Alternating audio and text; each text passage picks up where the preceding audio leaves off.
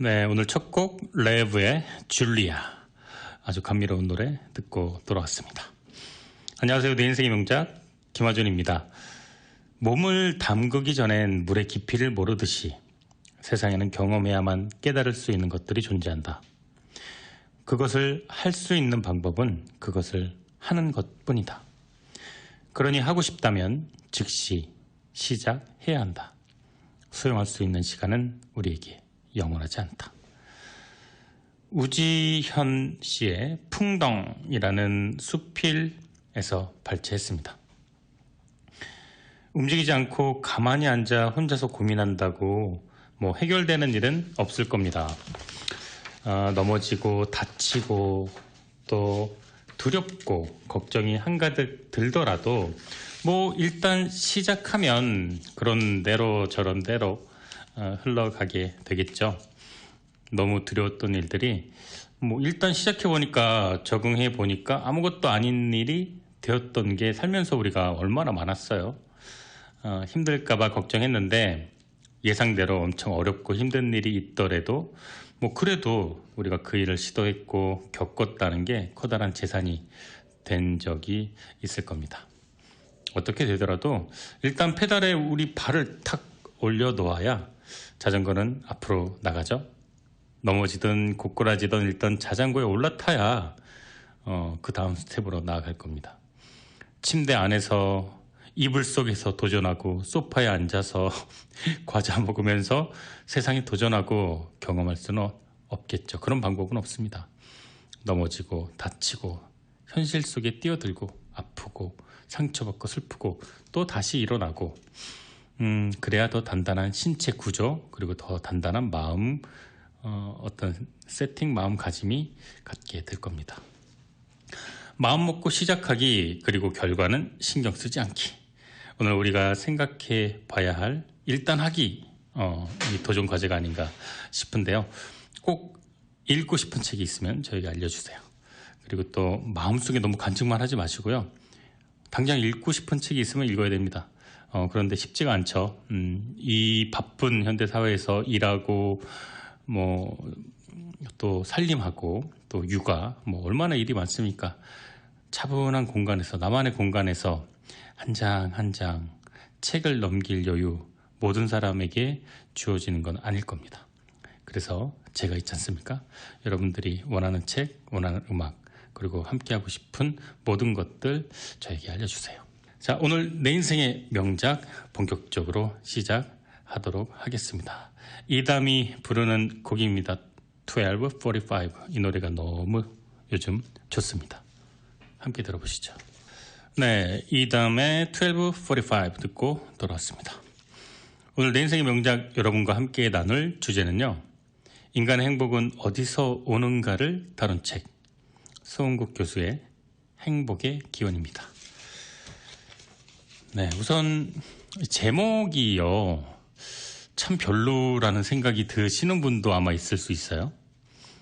행복에 관련된 책 그거 읽는다고 행복해질까? 기원? 기원까지 굳이 내가 알아야 되나?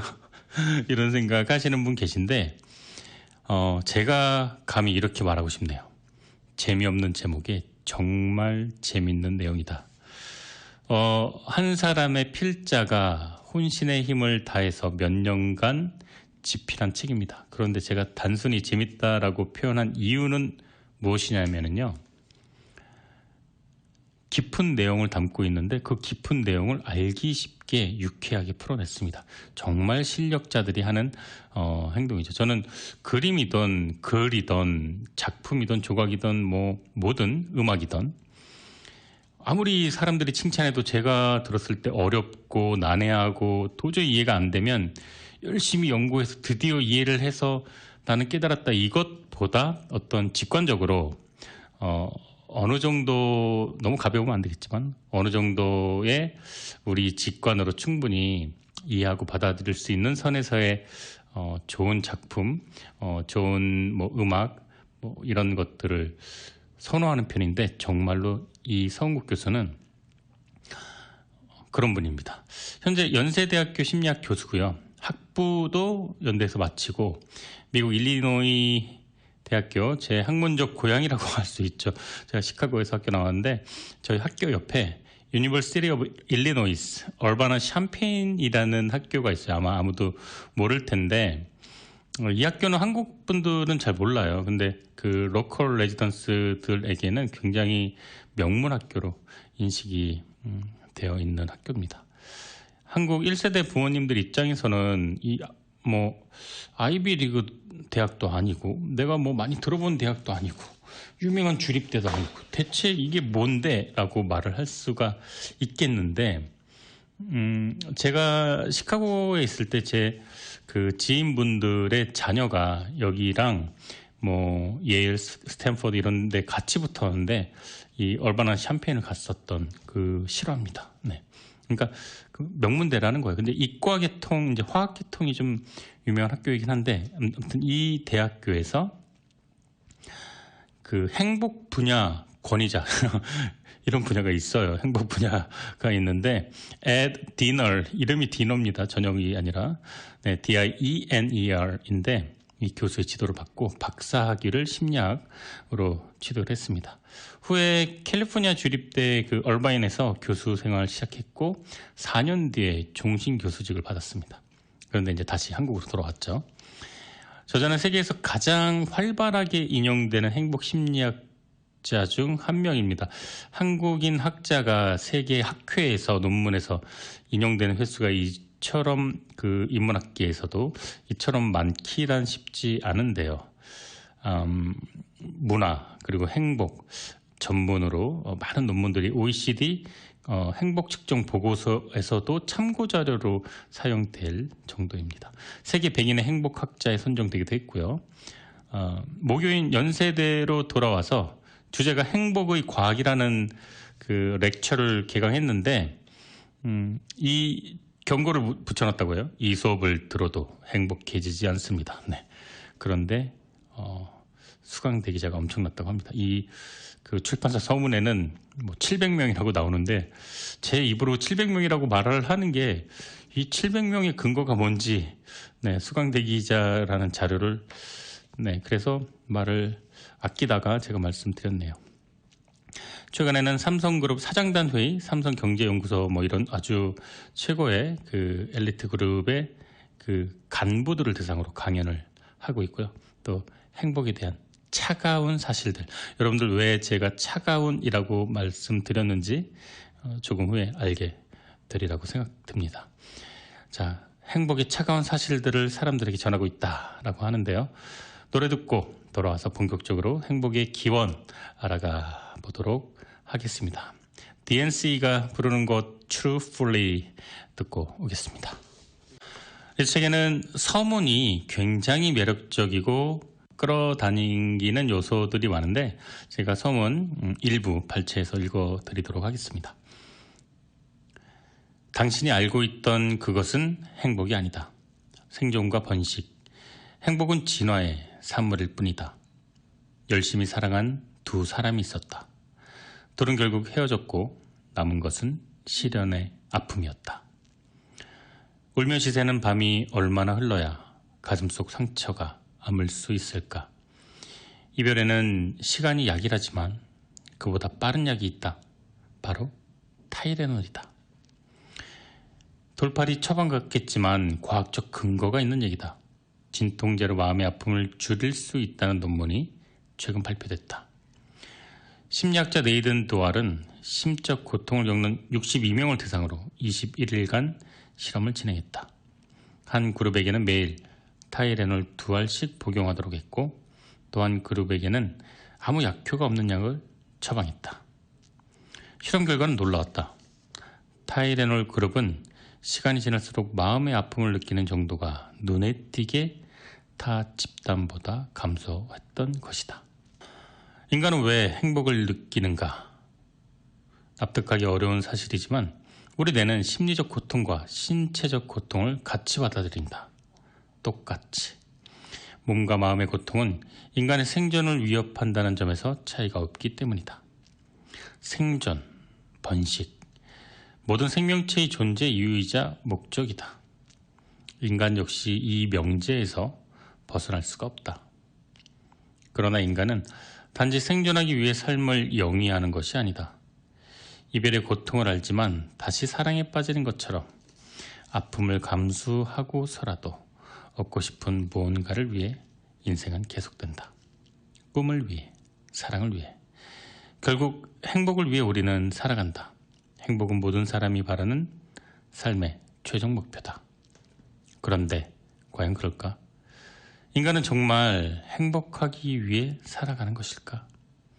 누구도 의심하지 않는 이 확고한 신념이 만약 허상에 불과하다면, 꿀벌은 꿀을 모으기 위해 존재하는 것이 아니고 인간도 행복하기 위해 사는 것이 아니다. 벌도 인간도 자연의 일부이며 이 자연 법칙의 유일한 주제는 생존이다. 꿀과 행복 그 자체가 존재의 목적이 아니라 둘 다 생존을 위한 수단일 뿐이다. 간단히 말해 행복하기 위해 사는 것이 아니라 살기 위해 행복감을 느끼도록 설계된 것이 인간인 것이다. 네, 여러분은 지금 토요일 오후 5시부터 7시까지 진행되는 좋은 책과의 만남, 내 인생의 명작 청취하고 계십니다. 저는 김하준이고요. 오늘 명작은 인간의 행복은 어디서 오는가를 다룬 책, 서운국 교수의 행복의 기원입니다. 행복은 목적이 아닌 수단이라고 저자는 얘기합니다.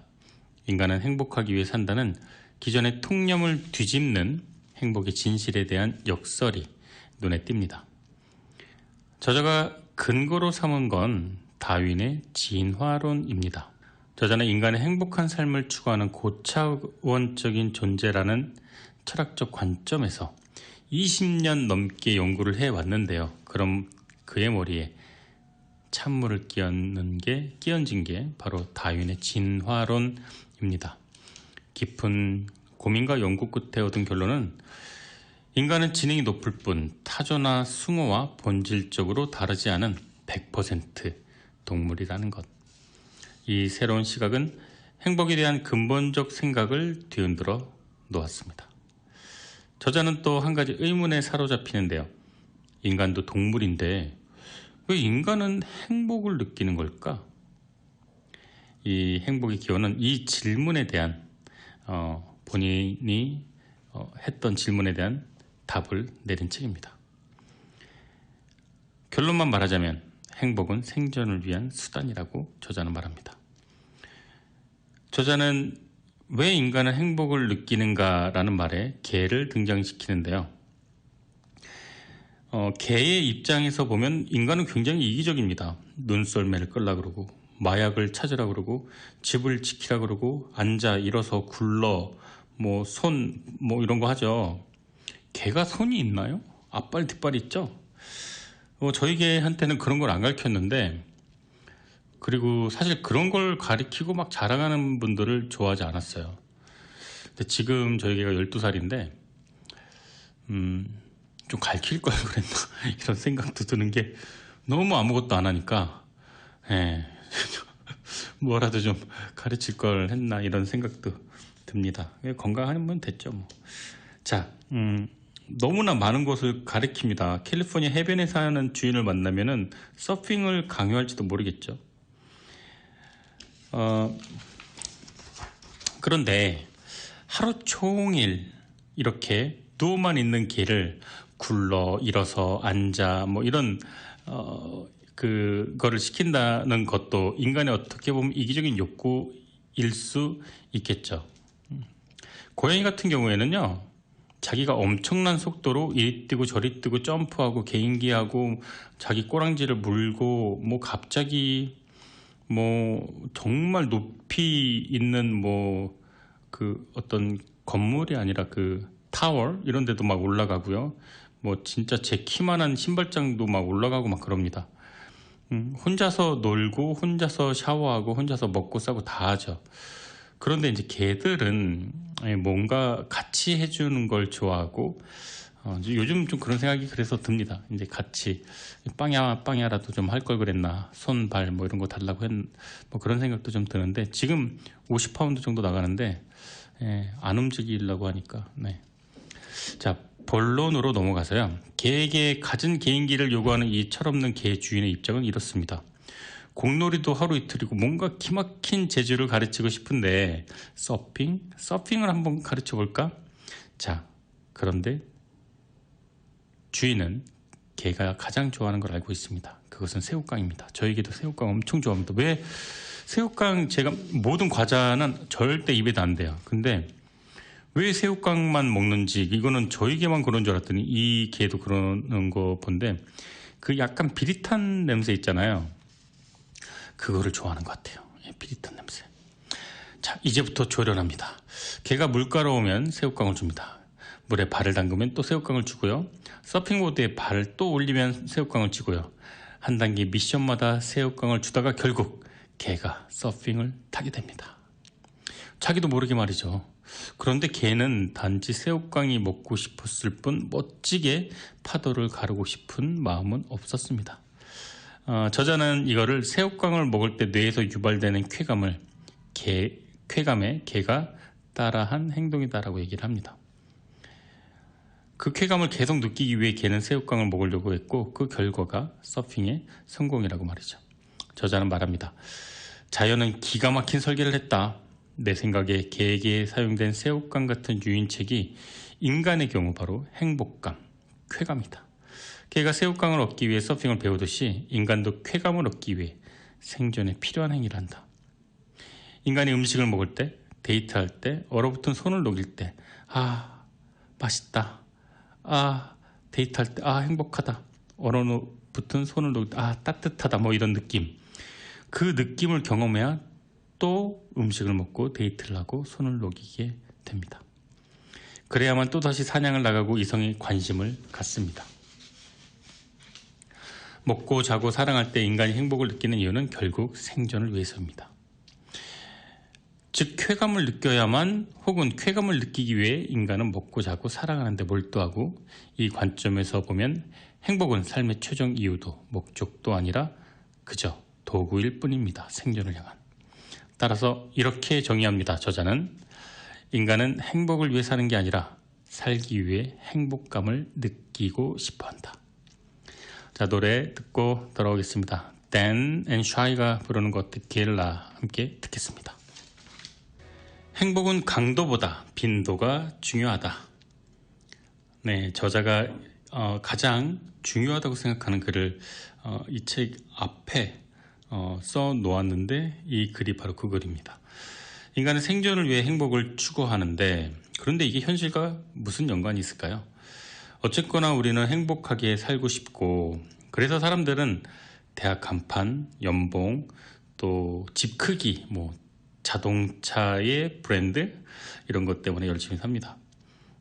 많은 사람들의 소원이 또 로또 1등일 텐데, 이 저자가 조사를 해봤는데 당첨된 사람 중에 1년 뒤 느끼는 행복감이 전혀 차이가 없었다고 합니다. 당첨되지 않은 사람과.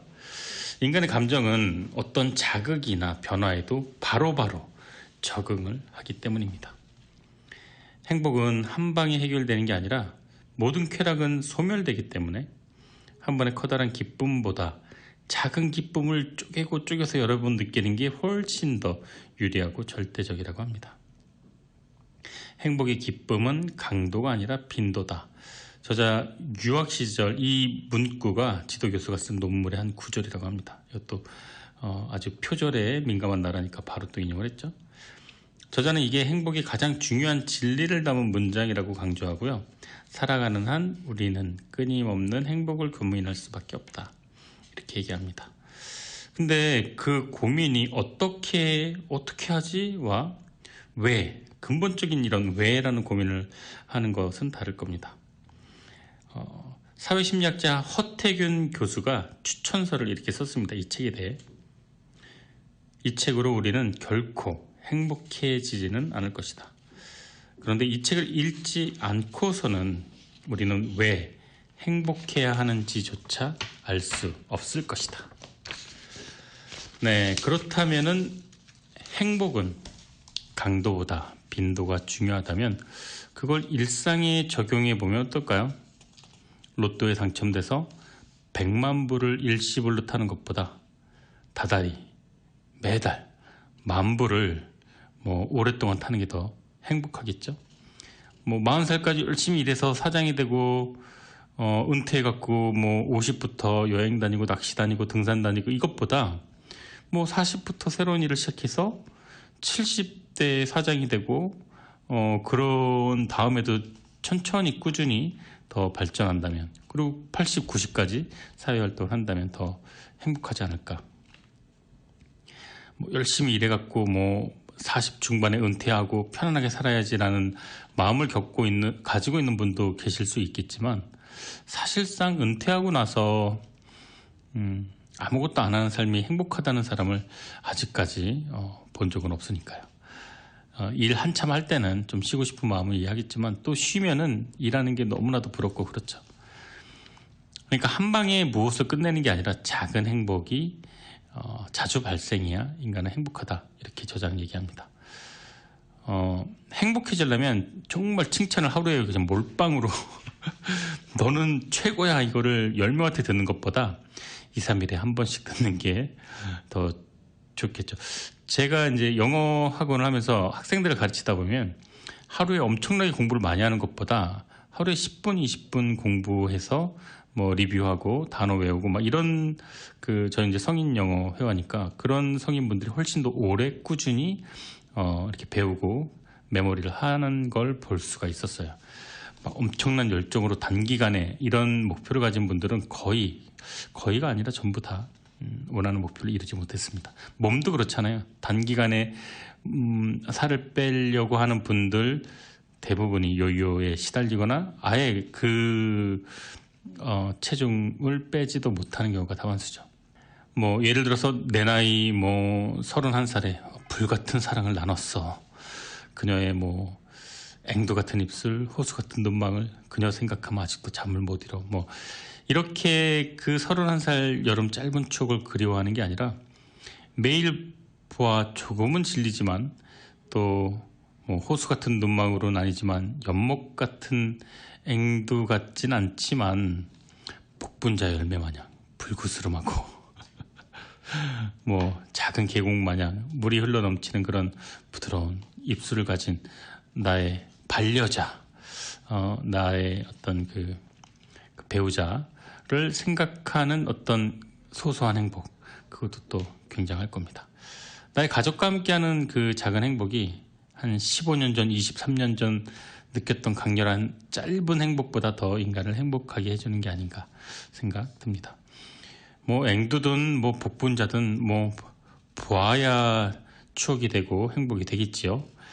자, 저자의 핵심 포인트, 행복은 강도보다 빈도가 중요하다. 노래 듣고 돌아오겠습니다. 제레미 저커가 부르는 곡 All the Kids Are Depressed 듣고 오겠습니다.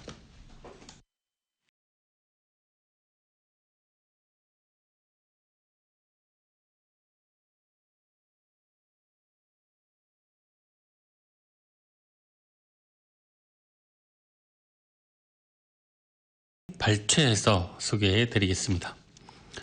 이성적 사고를 하는 것은 분명 인간의 탁월한 능력 중 하나다. 그런데 이게 우리의 유일한 모습도 아니고 그 역할이 생각만큼 절대적이지도 않다. 하지만 의식만이 우리의 눈에 보이기 때문에 생각이 자신의 행동과 결정을 항상 좌우한다고 착각을 한다. 이성적 능력을 과대평가하는 것이 행복을 이해하는데 왜 문제가 되는가? 문제가 되는 것이 아니라 방해가 된다. 보다 중요한 원인을 못 보게 만들기 때문에 옛사람들은 주술사의 현란한 기우제의 춤 때문에 비가 온다고 믿었다. 춤은 눈에 띄지만 비의 원인은 아니다. 사람들이 기다리는 단비를 행복이라고 하자. 이 비가 언제, 왜 내리는지를 알기 위해서는 보이지 않는 습도나 풍향 같은 자연 요인들을 이해해야 한다. 주술사의 춤이나 기우제 음식 같은 가시적인 것에 현혹돼서는 행복의 본질을 볼 수 없다. 인간의 이성적 사고 대 동물적 본능, 무엇이 진짜 모습일까? 인간은 두 가지를 다 가지고 있지만 우리는 이성의 역할을 상당히 과대평가하고 있다. 역으로 본능에 보이지 않는 힘이 우리를 얼마나 움직이는지는 과소평가하면서 산다. 우리 조상의 남녀 비율은 1대1이 아니라 1대2로 여자 비율이 높다. 인간의 경우 그나마 일부 일처제라는 제도 덕분에 남녀 간 불균형이 최근 줄어든 것이다. 다른 포유류 경우에는 이 비율이 수컷 3, 암컷 7 정도까지 기운다. 거의 모든 암컷은 자식을 갖지만 소수의 수컷만이 유전자를 남겼다는 것이다. 이 성비 불균형 때문에 남녀 기질차가 발생한다. 예를 들어 여자는 특별한 노력을 하지 않아도 엄마가 될 수 있기 때문에 안정지향적 전략을 택하는 게 유리하다. 그런데 수컷은 다르다. 어차피 최고가 못 되면 월등하지 못하면 짝짓기에서 낙오된다. 인간이든 동물이든 생존에 대한 욕구는 절대적인 힘을 가지고 있다. 매사에 모 아니면 도 같은 극단적인 전력을 그래서 수컷들이 택할 수밖에 없는 것이다. 남자들은 작은 것에도 승부욕이 불탄다. 평범한 일에도 목숨 걸고라는 말을 입에 달고 산다. 주먹 반도 안 되는 골프공을 김 부장보다 5m 더 날리려고 매일 연습장에 출근하고 세막대를 5,000번 흔드는 게 남자다. 승부욕이 있는 수컷의 기질은 아직까지 대부분의 남자들에게 남아있기 때문이다. 전 세계 여자들이 꼽는 남자의 매력 포인트 중 하나가 바로 위트다. 그런데 유머러스한 남편이 생존에 무슨 직접적인 도움이 되겠는가? 정신없이 웃느라 굶주린 사자가 나타나도 모를 텐데.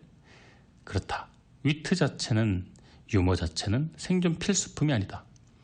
하지만 위트는 그 사람이 가진 마음의 수준을 나타낸다. 여유로운 자가 웃길 수 있다. 급한 자는 절대 웃음을 주지 못한다. 피카소를 예로 들어보자. 약 5만 점의 미술작품을 남긴 피카소는 이런 말을 했다. 단지 예술가 작품을 아는 걸로는 부족하다. 그가 언제, 왜, 어떤 이유로 그 작품을 남겼는지 이해해야 한다. 자, 그러면은 피카소의 개인사를 한번 봐보자. 피카소는 꾸준히 그림을 그린 사람이 아니었다. 붓을 내려놓고 있다가 갑자기 어느 날 예술적 창의력이 폭발했다. 이 광적인 시기는 그의 삶에 새로운 여인이 등장하는 시점과 일치한다. 창의성과 로맨스의 궁합. 이것은 단지 피카소만의 얘기가 아니다. 한 연구소에서 남학생들에게 만화 한 장면을 보여주고 그 밑에 최대한 재미있는 캡션을 붙이도록 했다. 동기 유발을 위해 한쪽에는 재미있을수록 더 큰 상금을 주겠다는 약속을 한다. 그리고 다른 쪽에는 멋진 여인과 해변을 걷고 그녀를 만날 수 있는 옵션을 줬다. 각 조건에서 참가자들이 쓴 캡션을 다른 사람들에게 읽힌 뒤 얼마나 재치 있는지 채점을 했는데 돈보다 연애 조건을 건 생각들이 더 재밌었다. 심리학자들이 이 현상이 붙인 이름은 매우 적절하다. 피카소 이펙트. 피카소 효과이다.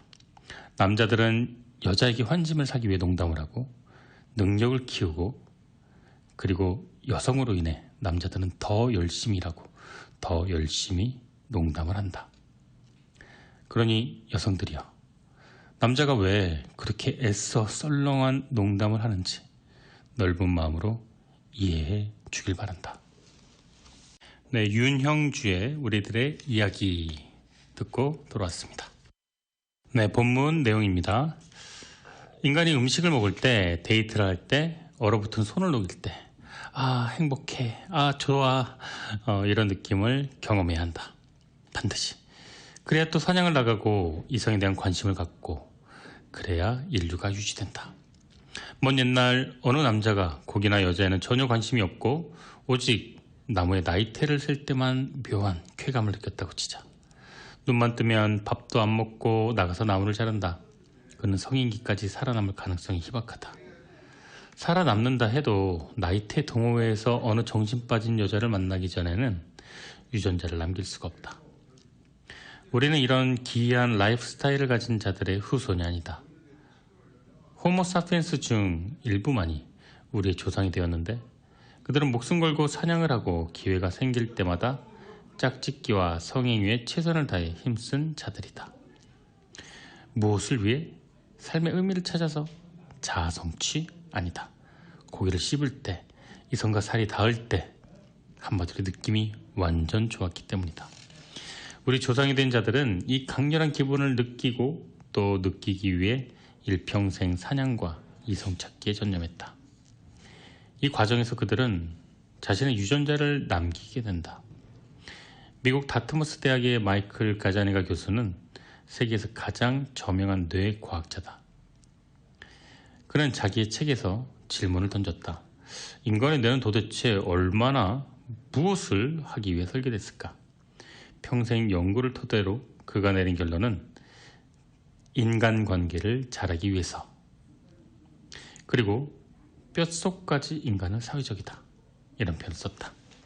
남을 설득하고 속이고 이해하고, 뇌의 최우선적 관계는, 그리고 과제는 사람 간의 이런 복잡 미묘한 일들을 해결하는 것이다.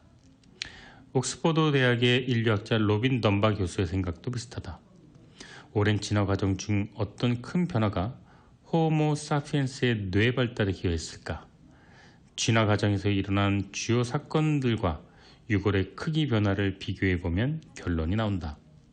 인간의 뇌가 급격히 커진 시기는 함께 생활하던 집단의 크기가 팽창할 때와 맞물려 있다.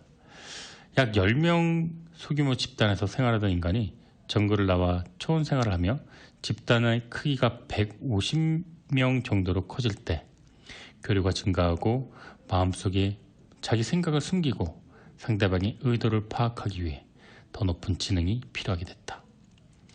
이처럼 인간의 뇌를 성장시킨 기폭제는 바로 타인의 존재였다는 게 최근 널리 각광받는 덤바 교수의 사회적 뇌 가설의 핵심이다.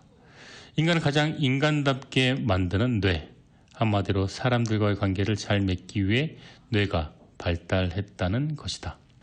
네, 여러분은 지금 김하준의 내 인생의 명작 이번 주 주제 서은국 교수의 행복의 기원 청취하고 계십니다. 네, 오늘 1부 끝곡으로는요, 에드 슈란의 다이브, 네, 이 노래 마지막으로 들으시고 저는 2부로 돌아오도록 하겠습니다. 내 인생의 명작은 매주 토요일 오후 5시부터 7시까지 2시간 동안 방송됩니다. 오늘 내 인생 명작 주제는요, 서은국 교수의 행복의 기원이라는 책입니다. 1부에서 이제 뭐 전체적인 내용과 또 사례, 또 책 그 중요한 내용 발췌해서 소개해드렸는데, 이어서 이제 본문 내용, 중요한 내용 한 번 더 말씀드리고 가도록 하겠습니다. 본문 내용 읽어드릴게요.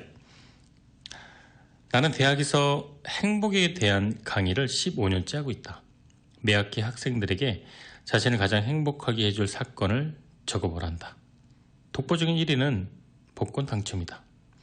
대학생뿐만 아니라 일반인 역시 복권 당첨과 행복을 동일시한다. 그런데 실제 복권에 당첨된 경우를 보면 답이 아니다. 감정이라는 건 어떤 자극에도 지속적인 반응을 하지 않기 때문이다. 아니, 계속 반응을 해서도 안 된다. 이 적응이라는 강력한 현상 때문에 아무리 감격스러운 사건도 시간이 지나면 일상이 된다. 인간은 새로운 것에 놀랍도록 빨리 적응하는 동물이다. 덕분에 좌절과 시련을 겪고도 다시 일어나지만 기쁨도 시간에 의해 퇴색된다. 이런 빠른 적응 과정 때문에 비교적 최근의 일들만이 현재의 행복에 영향을 준다. 구체적으로 얼마나 최근인지를 알아보기 위해 수년 전 나는 대학생들의 행복감을 2년 동안 추적해왔다. 대학생들이 일상에서 겪었던 좋은 일들, 새로 생긴 남자친구, 대학원 입학, 또 나쁜 일들, 남자친구와의 헤어짐, F학점, 이런 행복에 미치는 영향을 조사해 본 결과 길어야 3개월이었다. 다시 말해 작년에 벌어진 이런저런 사건들은 올해 나의 행복에 영향을 미치지 않는다는 것이다. 시간은 기쁜 일도 슬픈 일도 생각보다 빨리 지운다. 네, 이 본문 내용 행복은 아이스크림이다라는 본문 내용에서 발췌했는데요. 책의 핵심은요, 인간은 행복하기 위해 사는 게 아니라 살아야 되기 때문에, 생존해야 되기 때문에 행복을 갈망한다고 저자가 말합니다. 인간의 행복을 결정하는 가장 중요한 요소는 관계라고 하는데, 인간관계, 사람과의 관계를 증진시키고 관계를 돈독히 하고 탄탄하게 만드는 것이 아니라 단지 성공, 재산, 명예 이런 것들은 장기간 행복에 영향을 미칠 수 없다라고 합니다.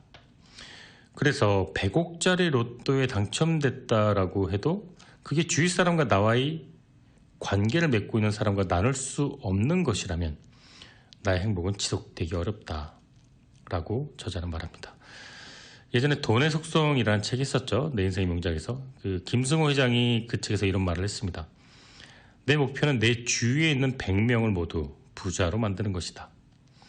나만 혼자 부자이고 내 주위 사람이 가난하다면 나도 절대 행복하지 않기 때문이다. 이렇게 말했습니다. 김승호 회장이 이 책을 읽은 건가요? 네. 행복의 가장 중요한 요소, 사람과의 관계. 인간에게 가장 두렵고 무서운 건 의외로 고독과 외로움이라고 합니다. 최고의 성공을 거둔 사람이 집에 혼자 가서 혼자 옷을 벗고 빨래를 하고 샤워를 하고 멍하니 TV를 보고 있는 모습을 상상해 보십시오. 아무도 축하해 주지 않는다고 상상해 보십시오. 올림픽에서 금메달을 땄는데 관중이 없습니다. 가족이 없습니다. 코치도 없습니다. 왜 행복할까요? 왜 환호성을 지르고 하이파이브를 누구랑 할까요? 성공을 거두고 원하는 목표를 이루었을지라도 다른 사람의 불행 속에서 피어난 꽃이라면 그 꽃은 금세 시들거나 향기 없는 꽃이 되지 않을까, 이런 생각 해봅니다. 자, 노래 듣고 돌아올게요. 지난주에 이어서 변진섭 노래 한 곡 더 선곡했습니다. 변진섭이 부릅니다. 사랑이 올까요? 네, 본문 내용입니다. 챕터 2에 나오는 내용인데 인간은 100% 동물이다 부분입니다. 입시, 승진, 전철이 빈자리 하나. 무엇이든 자릿수보다 사람 수가 많으면 경쟁은 불가피하다. 자연의 경제는 생존의 문제이다. 인간은 동물스러움을 엿볼 수 있는 수많은 연구가 있는데 몇 가지를 소개한다. 근친 감지 시스템을 인간도 보유하고 있다. 가임기가 가까워지면 여대생은 자기도 모르게 아버지와 거리를 둔다. 여고생도 마찬가지다. 근친 관계를 막는 근친 감지 시스템인 것이다. 첫 단계는 유아기 때 누구와 함께 보낸 시간의 양이다. 어릴 때 함께 오랜 시간 보내면 형제라는 단순한 공식이 항상 들어맞는 건 아니지만, 예를 들어 이스라엘의 키부츠 집단에서는 형제가 아닌 남녀가 어릴 때부터 같이 생활하는데 이들 중에 성인이 돼서 결혼하는 경우는 극히 드물다. 이 부족은 순이와 철수가 서로 형제가 아니라는 사실을 알매도 불구하고 뇌에서 너희는 어릴 때 너무 많은 시간을 같이 보냈어, 이 경계의 신호가 켜진 채 둘 사이는 절대 이성 간의 관계로 발전되지 못한다. 성인이 되고 나서는 서로에 대한 성적 매력이 없어진다. 머리로는 우리는 피부치가 아님을 알지만 사랑의 화학 호르몬이 생겨나지 않는다. 의분 남매와 로맨스가 일어나지 않는 경우도 이와 마찬가지다. 이성적 판단은 동물적으로 내려진 결정 앞에 힘을 쓰지 못한다. 이 책을 읽는 독자 중에 초등학생 때부터 절친이었던 이성 친구와 결혼한 경우가 있다면 자연의 흐름을, 자연의 원리를, 자연의 본능을 극복한 위대한 사랑임을 알으셔야 한다. 미국 66개 도시의 소비 행태를 분석하자 여자보다 남자가 월등히 많은 곳일수록 남자의 과소비가 급격하게 늘어났다. 짝짓기 경쟁이 심해진 것이다. 남자들은 무리하게 지출을 해서라도 이성을 유혹을 하겠다는 뜻이다. 그래서 남자가 넘치는 도시일수록 오히려 남자들의 카드빚과 부채율이 월등히 높다는 연구 결과다. 돌 대신 돈을 무기로 들은 것이다. 대체 구석기 시대의 스컷과 뭐가 다른가?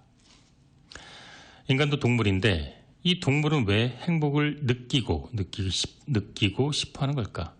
책을 통해 이 질문에 대한 생각을 정리해보고자 한다. 진화론은 현대 심리학에 막대한 파장을 일으키고 있는데 이 새로운 물결에 이상할 정도로 반응을 보이지 않는 연구자들이 한 부류 있다. 바로 행복을 연구하는 사람들인데 대부분 서양학자들은 진화론과 대조적 시각을 가졌던 한 철학자의 영향력에서 아직 벗어나지 못했기 때문이다.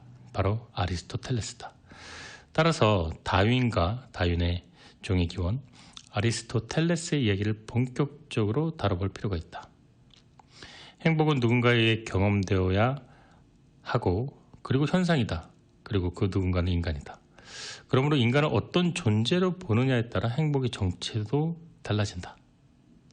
네, 참 재밌는 이론입니다. 가임기 여성은 아버지와 거리를 둔다. 새로운 이성을 찾아 독립을 해야 하는 여성은 다른 매력적인 그리고 안정적인 또 본인이 보았을 때 자신과 아이를 책임질 수 있는 듬직하고 경제력 있는 남자를 찾기 마련이겠죠. 근데 예전에 대학 다니면서 결혼하고 20대 초반 중반 이 여성들이 결혼을 했다면 요즘 대한민국 여성 초혼은 31세인데 찾아보니까 그렇게 나오더라고요. 31살에 초혼을 하는데 예전에 비해서 7, 8년 이상 늘어난 거죠. 예전이라면 저희 어머니 세대인데 저희 어머니가 21살에 결혼해서 또 혼나겠네요. 제가 맨날 헷갈린다고. 20살인가요? 21살에 결혼해서 22살에 누나를 낳고 23살에 저를 낳았는데 지금도 이제 감사하죠. 어릴 때 저를 가져서 아직 젊으시니까. 제 시각으로는 젊은데 조금 늙긴 하셨죠. 보고 싶네요. 그런데 지금은 그때 이제 한 40년 정도 흐른 지금은 초혼이 30이 넘습니다. 여자가. 뭐 한 가지 원인은 없겠지만 가임기 여성이 아버지 또 뭐 부모와의 유착 관계를 끊지 못하고 계속 이어져 오는 것도 원인이 될 겁니다. 미국 66개 도시 소비 행태 분석한 결과도 참 재밌었죠. 남성과 여성 비율 격차가 심할수록 남자의 카드 지출, 현금 지출이 급등한다는데 이 저자 말이 참 재밌어요. 돌 대신 돈을 무기로 들었을 뿐 구석기 시대의 스컷과 뭐가 다른가 이렇게 얘기했는데 그런 것 같아요. 남자들은 여자에게 환심을 사기 위해서 뭐 남성성을 과시하고 힘을 자랑하고 뭔가 잘하는 걸 우월한 걸 어필하는데 뭐 사실 꾸준히 관계가 이어져 오거나 학교, 직장, 동료가 아닌 다음에는 제가 봤을 때 이렇게 크게 어필할 게 많이 없어요. 네.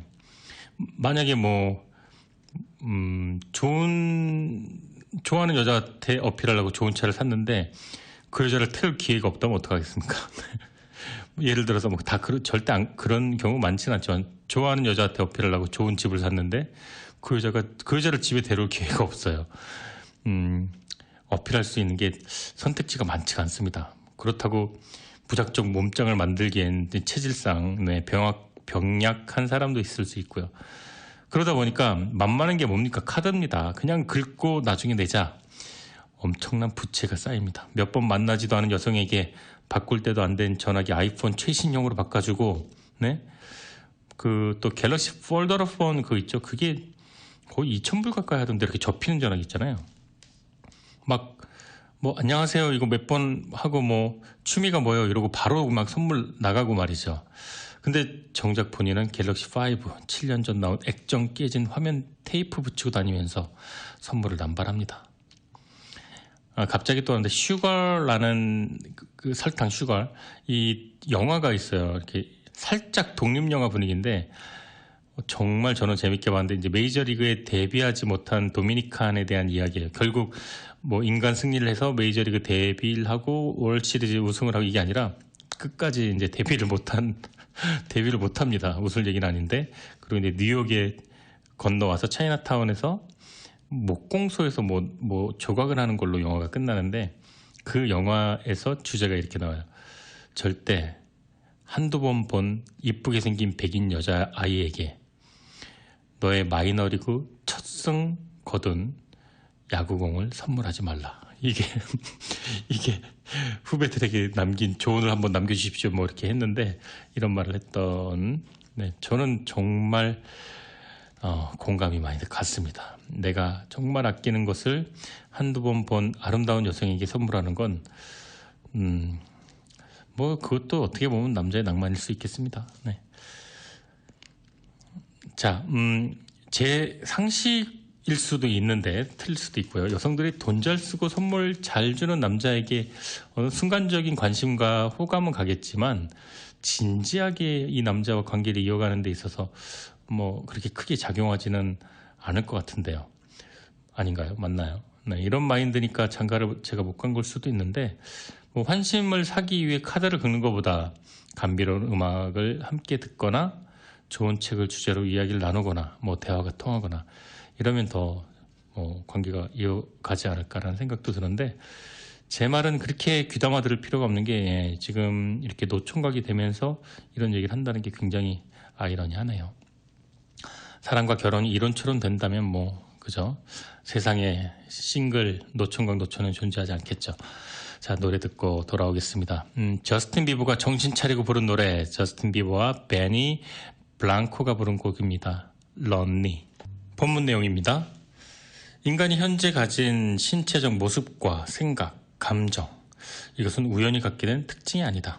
모두 생존에 도움이 되기 때문에 보유하게 된 특성이다. 그렇다면 행복이라는 감정은 생존에 어떤 도움이 될까? 사실 지금까지 심리학은 왜라는 질문을 던지지 않았다. 많은 심리학 연구들은 어떻게 라는 질문에 해답을 제공했다. 그런데 왜 인간은 행복을 느끼는가? 그것에 대한 답이 이 책의 핵심이다. 내 생각을 밝히기 전에 독자들도 한번 생각해 보길 바란다. 인간은 왜 행복감을 경험할까? 오랜 시간 행복을 공부했지만 나도 행복은 왜? 라는 질문을 진화론을 접하면서 갖게 되었다. 결론부터 말하자면 인간은 행복해지기 위해 태어난 게 아니라 생존을 위해 만들어진 동물이다. 조금 더 냉정하게 표현하자면 인간은 생존 확률을 최대화하도록 설계된 생물학적 기계이고 행복은 이 청사진 안에서 아주 중요한 역할을 하고 있다. 쉽게 생각해보자. 인간이 음식을 먹을 때, 데이트할 때 좋은 느낌이 없다면 인간은 그 다음 스텝으로 넘어가지 않는다. 새로운 관점으로 보면 행복은 삶의 최종적인 이유도 목적도 아니고 다만 생존을 위해 절대적으로 필요한 정신적 도구이다. 그리고 하물며 행복하지 않아도 인간은 수명을 다해 살아간다. 행복하기 위해 사는 게 아니라 생존하기 위해 필요한 상황에서 행복을 느껴야 한다. 행복은 생존의 도구이다. 1954년 심리학사에 남은 유명한 연구가 있다. 캐나다 맥길 대학의 제임스 올스와 피터 밀러는 쥐의 학습 행동 연구 중 우연한 발견을 했다. 쾌감의 느낌에 우리가 붙이는 명칭은 다르다. 기쁨, 즐거움, 통쾌함, 신남 모두 쾌감의 원료이고 경험이고 또 이 경험은 행복의 가장 기초 재료가 된다. 이런 쾌감의 전구가 켜지면서 발생하는 여러 세세한 감정을 묶어 심리학에서는 긍정적 정서라고 한다. 반대로 불쾌함에 바탕을 둔 여러 감정, 분노, 고독, 두려움, 슬픔 이런 것들을 묶어 부정적 정서라고 부른다. 문화, 나이, 성별에 관계없이 모든 인간의 감정은 쾌감과 불쾌의 두 바구니 중 하나에 반드시 담긴다. 행복의 핵심은 부정적 정서에 비해 긍정적 정서 경험을 일상에서 더 자주 느끼는 거다. 쾌락의 빈도가 행복을 결정적으로 좌우한다. 많은 현대인의 삶이 행복 관역을 제대로 못 맞추는 이유가 쾌락의 중요성을 과소평가하기 때문이다. 책 말미에 다시 다루게 될 포인트이다. 왜 모든 동물은 쾌와 쾌감과 불쾌의 잣대로 경험을 나누는 것일까? 생존과 밀접한 결정들을 효율적으로 처리하기 위해서이다. 간단히 요약하면 쾌감과 불쾌함의 감정은 나설 때와 물러설 때를 알려주는 생존 신호등이다. 불쾌함의 감정은 해로운 곳으로부터 우리를 보호하는 빨간 신호등이다. 이 신호를 무시하면 몇 번은 운 좋게 살 수 있어도 결국에는 비극적인 종말을 맞는다. 쾌감의 감정들은 파란 신호등이고 행복은 이런 경험에 바탕을 두고 있다. 생존에 유익한 활동이나 생각을 하고 있을 때 그 일에 계속 매진하라고 알리는 것이 쾌락의 본질적 기능인 것이다. 자, 정리를 해보자. 행복한 사람은 쉽게 말해 쾌감 신호가 자주 울리는 뇌를 가진 자다. 그렇다면 우리 뇌의 행복 전구는 언제 그리고 무엇에 접근할 때 가장 확실하게 켜질까? 우리는 대체 언제 행복을 느끼는 것일까? 네, 여러분은 지금 매주 목요일 5시부터 7시까지 방송되는 내 인생의 명작, 오늘 주제 인간의 행복은 어디서 오는가를 다룬 책입니다. 서은국 교수의 행복의 기원, 오늘 주제입니다. 저자는 말합니다. 행복한 사람은 쾌감 신호가 자주 울리는 뇌를 가진 자이다. 그렇다면 언제 대체 이 행복의 전구가 켜질까요? 무엇에 접근할 때 켜질까요?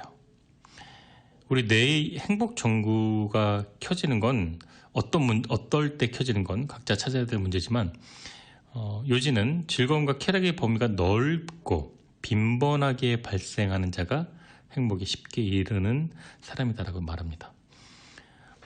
예를 들면은요, 게임을 해도 즐겁고 책을 읽어도 즐겁고 술을 마셔도 즐겁고 차를 마셔도 즐겁고 격투기를 해도 즐겁고 명상을 해도 즐겁고, 이 정도 극단적인 어떤 그 호불호가 나뉠 수 있는 것도 둘 다 좋아한다면 정말 이 레인지가 굉장히 넓은 사람이죠. 아마 지구상에서 가장 행복한 사람으로 등극할 확률이 높지 않을까요? 매운 걸 엄청 좋아하는 사람은요, 싱거운 걸 먹으면 아무리 많이 먹어도 안 먹은 것 같다 그래요. 뭐 회사 어쩔 수 없이 먹어야 되는 뭐 구내식이나 이런 거 있잖아요. 학식이나 싱거운 국물 반찬 나오면 즐겁지 않을 겁니다. 아마 진짜 매운 고추장을 팍팍 뿌려서 먹지 않을까 싶은데, 제가 군대 있을 때 제가 그랬어요. 근데 매운 걸 엄청 좋아하는데 싱거운 것도 잘 먹어. 먹는 얘기하니까 좀 그런가요? 이거는 그 사람은 정말 행복한 거죠. 또 이런 사람 어떨까요? 면도 잘 먹고 빵도 잘 먹고 밥도 좋아하고 매운 것도 좋아하고 싱거운 것도 좋아하고 짠 것도 좋아하고 음식계 끝판왕이죠. 고수 있죠? 실란트로도 그냥 원샷입니다. 뭐 홍어, 삼합 다 먹습니다. 그런 사람은요, 음식의 행복지수가 거의 10,000포인트죠. 네.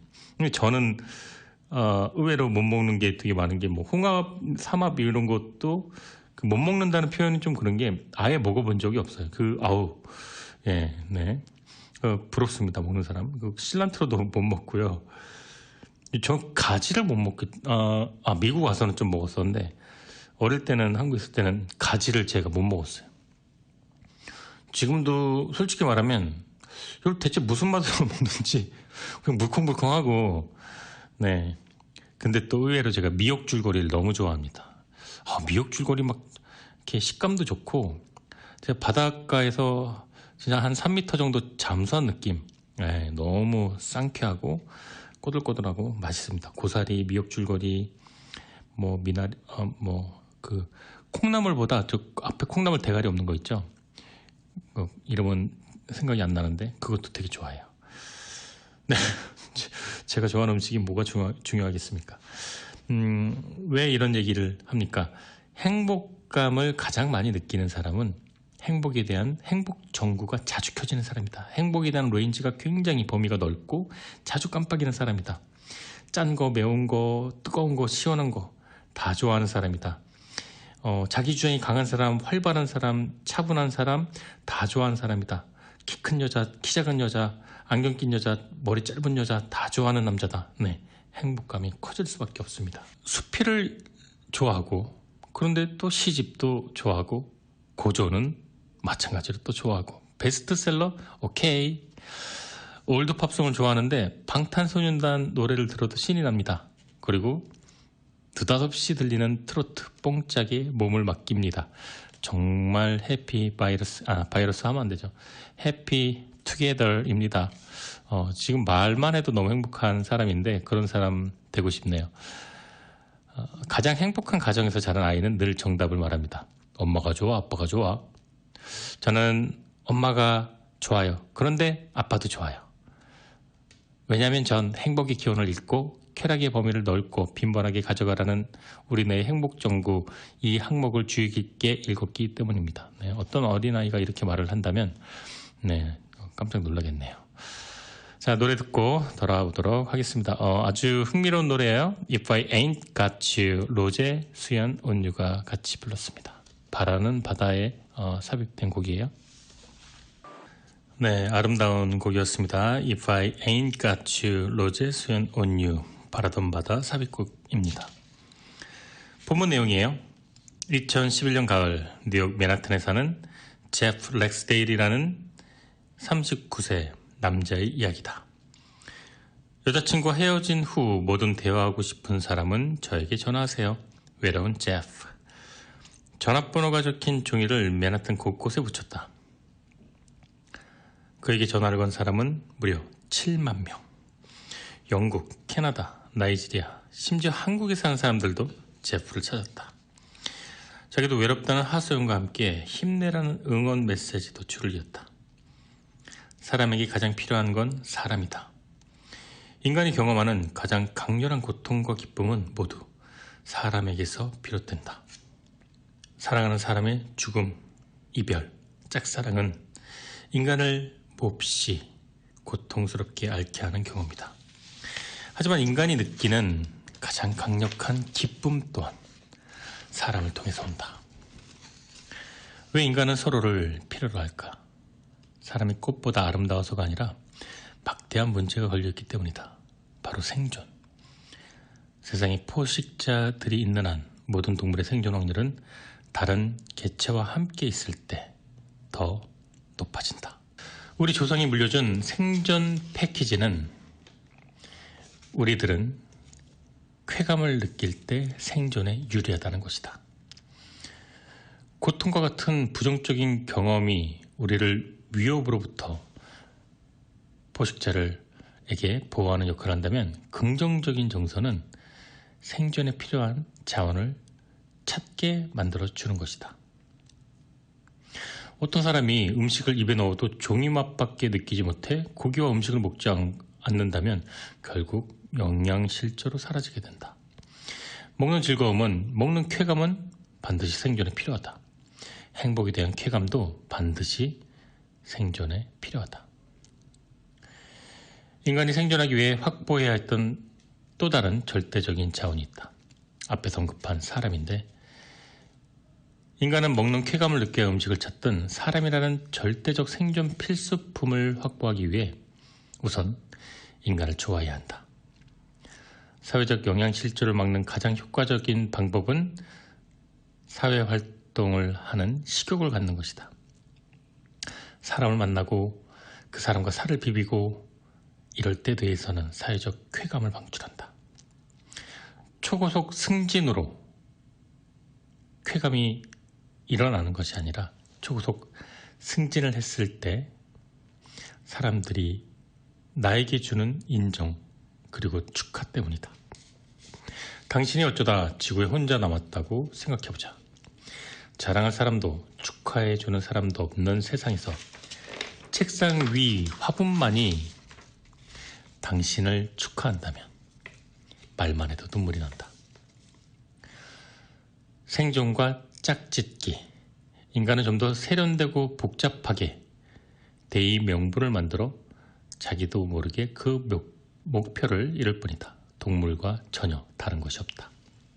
포장지만 다르지 생존과 짝짓기를 동물과 인간 모두 가장 최우선으로 치는 것이다. 30년간 과학적인 연구를 통해 행복에 대한 필자의 생각은 두 가지다. 첫째는 행복은 객관적인 삶의 조건들에 크게 좌우되지 않는다는 것이고, 둘째, 행복의 개인차를 결정적으로 좌우하는 것은 유전적인 특징, 구체적으로 외향성 이라는 것이다. 새로운 안경을 쓰고 행복을 살펴본다. 익숙한 철학의 안경을 벗고 진화론적인 렌즈로 행복의 본질을 들여다본다. 나의 짧은 결론은 행복은 사회적 동물에게 필요한 생존 장치라는 것이다. 행복하기 위해 사는 게 아니라 살기 위해 행복을 추구한다는 것이다. 돈과 행복에 대한 최근 연구에 의하면 일정 경제 수준에 이르며 얼마나 돈이 있느냐보다 그걸 어떻게 쓰느냐가 더 중요해진다. 최근 주목받은 콜로라도 대학의 리프 반 버벤 교수의 연구에 의하면 행복한 이들은 공연이나 여행 같은 경험을 사기 위한 지출이 많고 불행한 이들은 옷이나 물건 같은 물질의 구매가 많은 것으로 나타났다. 행복과 관련해 경험보다 물질 구매가 불리한 이유는 무엇일까? 경험에 비해 물질에서 얻는 즐거움은 더 빨리 적응되어 사라지고 타인과의 상대적 비교를 더 자주 하게 된다. 누군가는 반드시 당신보다 더 좋은 가방을 들고 다니기 때문이다. 그렇다면 멀쩡한 내 가방이 점점 초라해진다. 하지만 내가 받은 경험은, 내가 샀던 그 경험은 절대 어느 누구와도 비교 대상이 되지 않는다. VIP석에서 몇천 불을 내고 공연을 보던, 가장 뒷자리에서 공연을 보던, 공연을 느끼는 당사자의 감정은 당사자만이 공유할 뿐이다. 최근 새 논문에 의하면 경험 구매가 물질 구매보다 행복한 본질적인 이유는 다시 사람 때문인 것으로 나타났다. 일반적으로 경험은 다른 사람과 함께 소비하는 경우가 많고 물건을 혼자 쓰기 위해 구매하는 경우가 많았다. 경험 구매가 물질 구매보다 행복과 더 관련이 있는 이유가 바로 이것이다. 가령 혼자 영화를 보기 위해 산 티켓은 고독, 경험 구매가 되기도 하지만 친구들과 놀기 위해 게임기를 사는 것은 사회적, 물질적 구매가 되므로 이런 경우는 예외이다. 위 연구의 경우 결국 무엇을 구매하느냐보다 구입한 물건 혹은 경험에 다른 사람이 개입되느냐가 중요하다는 것이다.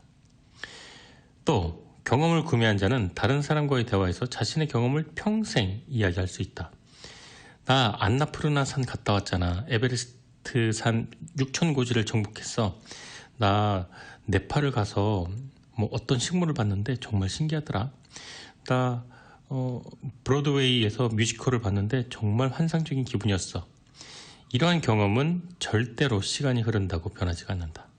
하지만 5년 전에 샀던 가방, 구두, 양복은 어떤가? 네, 여러분은 지금 좋은 책과 좋은 음악이 있는 곳 김하준의 내 인생의 명작 2부 청취하고 계십니다. 내 인생의 명작은 매주 토요일 오후 5시부터 7시까지 2시간 동안 방송됩니다. 오늘 주제는 서운국 교수의 행복의 기원입니다. 다룰 내용이 너무 많아서 이 책을 읽고 어느 부분을 이렇게 또 덜어내고 추가하고 이게 너무 고민됐던 책입니다. 정말 그만큼 좋은 책이었고 유용한 지식과 이론이 가득했던 책입니다. 이 책의 내용과 지금까지 다양한 연구를 생각했을 때 저자가 말을 하는 것, 저자가 마무리하는 것을 놓칠 수가 없었습니다. 저자는 이 책의 마지막 장에서 이렇게 얘기했습니다. 나의 연구 결과를 마지막으로 정리하자면 행복이란 좋아하는 사람과 함께 음식을 먹는 것이다. 문명에 묻혀 살지만 우리는 원시적인 뇌가 여전히 발달돼 있고 우리의 뇌는 맛있는 음식과 좋아하는 사람을 만날 때 가장 흥분한다. 음식 그리고 사람. 행복은 거창한 것이 아니다. 최고로 올라가거나 오래 열망했던 것을 이루거나 내가 가장 바라던 것을 가진다는 것이 행복이 아니다. 그런 것들은 우리의 감정의 특징상 얼마 지나지 않아 사라진다. 하지만 좋은 사람과 맛있는 음식은 우리 곁에 늘 함께 할 수 있다. 우리의 의지만 있다면. 모든 껍데기를 벗겨내면 행복은 결국 이 한 장의 사진으로 요약된다. 내가 좋아하고 편한 사람과의 대화 그리고 맛있는 음식. 그것이 바로 행복의 조건이다. 굳이 끝나는 마당에 한마디를 더 덧붙인다면 나머지는 다 그저 주석일 뿐이다. 네, 이렇게 책이 끝납니다. 네. 마지막까지 주옥 같은 내용들로 마무리하고 있는데요. 저자께서는 저명한 박사이고 교수이기도 하지만 말을 참 센스 있고 재미있고 잘하시는 분이 아닌가 이런 생각도 듭니다. 이 작가분들 중에 유홍준 씨, 건축가, 그분도 마찬가지였어요. 정말로 훌륭한 학자이기도 하지만 정말로 이런 표현이 적합하진 않을 것 같기도 한데 재간둥이랄까요? 굉장히 많은 탤런트가 갖고 있는 그런 분인 것 같습니다. 함께해서 저도 기쁘고 무척 행복했습니다.